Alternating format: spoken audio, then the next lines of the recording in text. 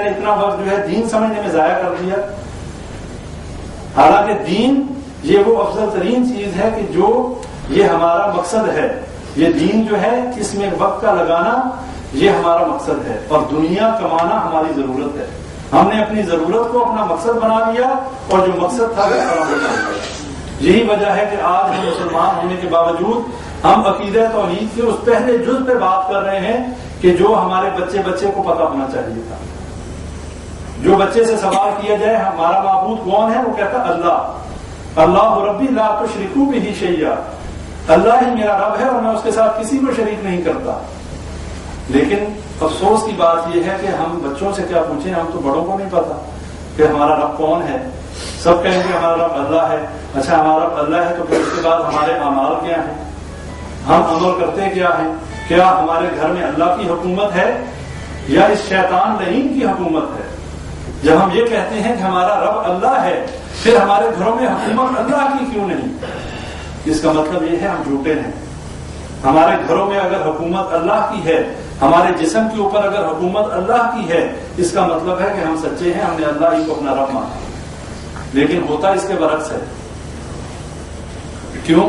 اس لیے کہ ہمارے ذہنوں میں یہ شیطان نے سبز باغ ہمیں دکھائے, ہمیں اس خوش فہمی میں مبتلا کر دیا کہ تم لوگ تو مسلمان ہو, نبی اکرم صلی اللہ علیہ وسلم کی امت ہو, تمہاری شفاعت تو نبی اکرم صلی اللہ علیہ وسلم نے کرنی ہے, تمہیں فکر کرنے کی کیا ضرورت ہے؟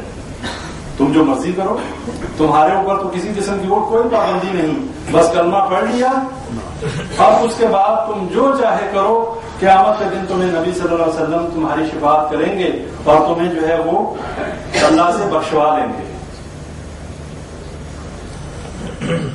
بھائیو, یہ باتیں کرنے کا مقصد آپ لوگوں کو تھوڑا سا جگانا ہے کہ کسی خوش فہمی میں کوئی شخص نہ رہے. اس لیے کہ جو عمل ہم نے اس دنیا میں کرنے ہیں, ہمیں اس کا انجام, اس کا ثمر, اس کا نتیجہ قیامت کے دن ملنا ہے. کوئی شخص یہ نہ سمجھے کہ ساری زندگی عیاشی کر کے, ساری زندگی اپنی خواہشات کو رب بنا کر اور قیامت کے دن بھی ہم جنت میں چلے جائیں گے. ایسا نہیں ہو سکتا. دنیا سجن المومن, یہ دنیا مومن کے لیے جیل خانہ ہے. اب جس کے لیے یہ دنیا جیل خانہ ہے, اس کا مطلب ہے وہ مومن ہے. اور اگر یہ دنیا ہمارے لیے جنت بنی ہوئی ہے, اگر دنیا کی ہر آسائش ہمارے گھروں میں ہے, شیطانی ہر کام ہمارے گھر میں ہو رہا ہے, اور ہماری زندگی ایسے گزر رہی ہے کہ جیسے جانور زندگی گزارتے ہیں, کھایا پیا, بچے پیدا کیے, مر گئے, اور بس اس کے بعد کوئی پتہ نہیں کہ دنیا میں آئے کیوں تھے, اللہ نے ہمیں بھیجا کیوں تھا. تو یہ ہماری بدقسمتی ہے کہ آج ہم ابھی اس عقیدہ توحید پر پھنسے ہوئے ہیں. لیکن اس کے ساتھ ساتھ اللہ تعالیٰ کا شکر ادا کریں کہ یہ ہماری خوش قسمتی ہے کہ اللہ نے ہمیں توفیق دی. ہم بیٹھ کے اللہ کی اس توحید کو سمجھنے کی کوشش کر رہے ہیں کہ جس کے اوپر ہماری انشاءاللہ نجات ہے. آج جتنے لوگ یہاں بیٹھے ہیں, جن تک میری یہ بات پہنچ رہی ہے, کم از کم قیامت کے دن وہ یہ نہیں کہہ سکیں گے کہ اے اللہ ہمیں تو تیری توحید کا پتہ نہیں تھا, ہم تو یہی سمجھتے رہے. لوگ کہتے تھے فلاں بزرگ جو ہے مشکل کشا ہے, ہم بھی سمجھتے رہے. اور بھائیوں, ایک بات ذہن میں رکھ لیں, جن لوگوں نے یہ کلمہ لا الہ الا اللہ پڑھا ہے, اس کو سمجھا نہیں ہے. جنہوں نے پڑھا ہے سمجھا نہیں ہے. جب مر جائیں گے, جب موت آ جائے گی, جب موت کا فرشتہ آ جائے گا, جب قبر میں لے جایا جائے گا, تو پہلا سوال جو فرشتوں نے منکر نکیر میں کرنا ہے, انہوں نے پوچھنا ہے من ربک, تمہارا رب کون ہے. ویسے تو بڑا آسان سوال نظر آتا ہے کہ یہ بھی کوئی سوال ہے, ہم مسلمان ہیں, ہمیں کلمہ پڑھا ہے, ہم تو فوراً کہہ دیں گے اللہ ربی اللہ, ہمارا رب اللہ ہے. لیکن یہ نہیں کہہ سکیں گے. کیوں؟ اس لیے کہ جس کا سر سجدے کے لیے اللہ کے سامنے جھکتا رہا, وہ تو یہ کہہ لے گا ربی اللہ. لیکن جو غیر اللہ کے نام پہ سجدے کرتا رہا, جو غیر اللہ سے جا کے حاجتیں اپنی پوری کروانے کے لیے جاتا رہا, جو ایسی جگہوں پر جا کر سجدے کرتا رہا کہ جن کو مزار کہا جاتا ہے, جو ایسی جگہیں ہیں جہاں پر نبی صلی اللہ علیہ وسلم نے فرمایا کہ غیر اللہ کے نام پہ سجدہ کرنا, غیر اللہ کے نام پہ نظر و نیاز دینا, یہ تمام شرکیہ افعال ہیں. بلکہ نبی صلی اللہ علیہ وسلم نے ایسے لوگوں کو لعنت کا مستحق کہا, اس سے پہلوں کو بھی. اور جو یہ لوگ کام کرتے ہیں, نبی صلی اللہ علیہ وسلم نے کہا لعن اللہ اليهود والنصارى اتخذوا قبور انبیاء مساجد, جنہوں نے اپنے بزرگوں کی قبروں کو جنہوں نے اپنے نبیوں کی قبروں کو سجدہ گاہ بنایا ان پہ اللہ کی لعنت۔ اب یہ بات آپ لوگوں کو پہلے بھی بتائی جا چکی۔ اب جب یہ بندہ ایسا بندہ کہ جس کو عقیدہ توحید کا نہیں پتا، جب قبر میں جائے گا فرشتے پوچھیں گے من ربک، تمہارا رب کون ہے، وہ کیا کہے گا؟ وہ کہے گا ہاں لا ادری، ہائے ہے میں نہیں جانتا۔ قلت کما یقول الناس، میں تو وہی کہتا رہا جو لوگ کہتے رہے۔ اب لوگ کیا کہتے ہیں؟ لوگ کیا کہتے ہیں؟ لوگ تو علی حجویری کو مشکل کشا کہتے ہیں، لوگ تو علی حجویری رحمہ اللہ کو داتا کہتے ہیں، لوگ تو بری امام کو بری کرنے والا کہتے ہیں، لوگ تو بزرگوں کے، ان بزرگوں نے یہ نہیں کہا تھا ہم مر جائیں گے تو ہماری قبروں کو سجدہ گاہ بنا دینا۔ جو گزر گئے وہ اس سے بری و ذمہ ہے، اور قیامت کے دن وہ انکار کر دیں گے ایسے لوگوں کا جو اپنی جہالت کی وجہ سے ان قبروں سے فیض حاصل کرنے کے عقیدے رکھتے ہیں۔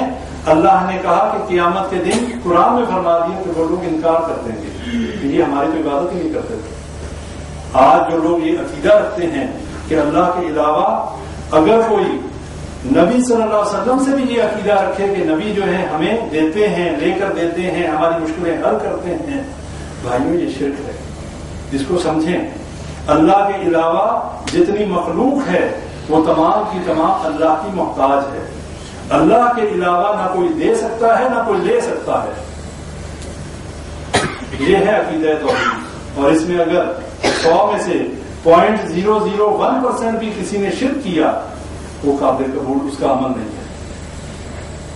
یہ ایسا عقیدہ ہے، مثال کے طور پہ ایک شخص ہے، اس کی بیوی ہے، اگر وہ یہ کہے کہ میں دن میں 23 گھنٹے 50 منٹ تمہاری بیوی، 10 منٹ کے لیے میرا جو بھی تعلق ہے کسی اور کے ساتھ میں رکھنا چاہتی ہوں، کیا ایک انسان یہ برداشت کرے گا جس میں ذرا سی بھی غیرت ہے؟ کوئی یہ برداشت کرے؟ جواب چاہیے آپ نہیں کریں گے، کوئی کرے گا؟ 23 گھنٹے 50 منٹ تو اللہ تبارک و تعالیٰ جو ہمارا خالق اور مالک ہے وہ کیسے برداشت کر سکتا ہے کہ ایک شخص اللہ کو رب کہے اور سجدہ غیر اللہ کو جا کر کرے؟